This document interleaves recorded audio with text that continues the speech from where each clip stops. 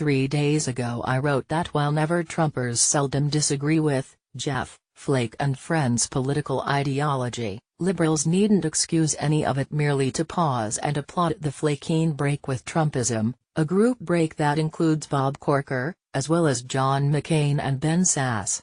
I can't say that I gave abundant thought to my words about advisable liberal conduct. It seemed self-evident to me that applauding this senatorial insurgency for its trashing of Trump in no way implied either a liberal accommodation with its still backward political views, or an expectation that Flake, Corker et al.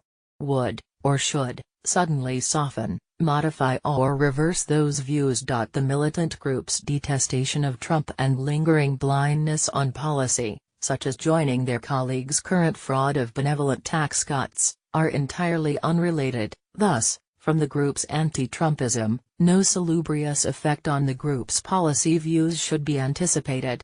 Flake and Friends can loathe Donald Trump with the wisest of them, but it's a peculiar illogic for liberals to expect that their loathing of Trump would, or should, disrupt and alter the anti-Trumpers' long-held political ideology. Again, the one has nothing to do with the other. It seems, however, that some, many, perhaps most liberals have failed to connect what I rather casually thought were these two self-evident dots.